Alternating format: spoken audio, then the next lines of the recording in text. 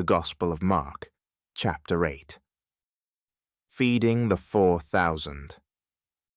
In those days when there was again a great crowd without anything to eat, he called his disciples and said to them, I have compassion for the crowd, because they have been with me now for 3 days and have nothing to eat.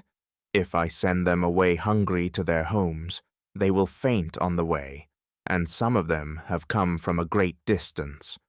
His disciples replied, How can one feed these people with bread here in the desert? He asked them. How many loaves do you have? They said, 7. Then he ordered the crowd to sit down on the ground, and he took the 7 loaves, and after giving thanks he broke them and gave them to his disciples to distribute, and they distributed them to the crowd. They had also a few small fish, and after blessing them, he ordered that these too should be distributed. They ate and were filled, and they took up the broken pieces left over, 7 baskets full. Now there were about 4,000 people, and he sent them away. And immediately he got into the boat with his disciples, and went to the district of Dalmanutha.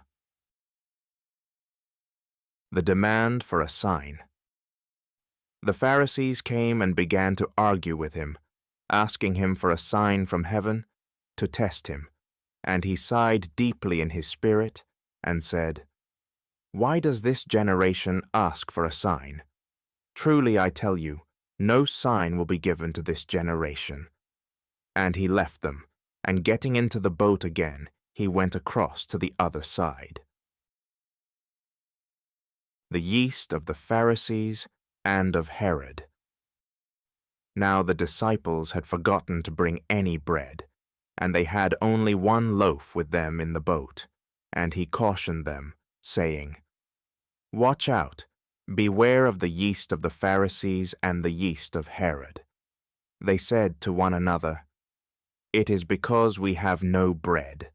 And becoming aware of it, Jesus said to them, Why are you talking about having no bread? Do you still not perceive or understand? Are your hearts hardened? Do you have eyes and fail to see?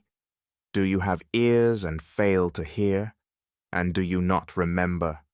When I broke the 5 loaves for the 5,000, how many baskets full of broken pieces did you collect? They said to him, 12. And the 7 for the 4,000, how many baskets full of broken pieces did you collect? And they said to him, 7. Then he said to them, Do you not yet understand? Jesus cures a blind man at Bethsaida. They came to Bethsaida. Some people brought a blind man to him and begged him to touch him.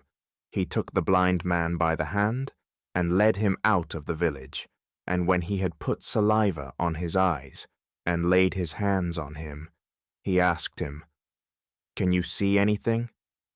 And the man looked up and said, I can see people, but they look like trees, walking. Then Jesus laid his hands on his eyes again, and he looked intently, and his sight was restored, and he saw everything clearly. Then he sent him away to his home, saying, Do not even go into the village. Peter's declaration about Jesus. Jesus went on with his disciples to the villages of Caesarea Philippi, and on the way he asked his disciples, Who do people say that I am? And they answered him, John the Baptist, and others, Elijah, and still others, one of the prophets. He asked them, But who do you say that I am? Peter answered him, You are the Messiah. And he sternly ordered them not to tell anyone about him. Jesus foretells his death and resurrection. Then he began to teach them that the Son of Man must undergo great suffering and be rejected by the elders, the chief priests, and the scribes, and be killed, and after 3 days rise again. He said all this quite openly, and Peter took him aside and began to rebuke him. But turning and looking at his disciples, he rebuked Peter and said, "Get behind me, Satan, for you are setting your mind not on divine things but on human things." He called the crowd with his disciples and said to them, "If any wish to come after me, let them deny themselves and take up their cross and follow me.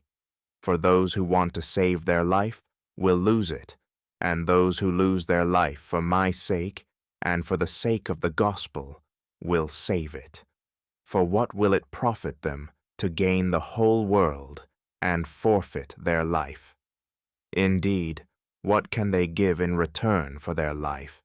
Those who are ashamed of me and of my words in this adulterous and sinful generation, of them the Son of Man will also be ashamed when he comes in the glory of his Father with the holy angels."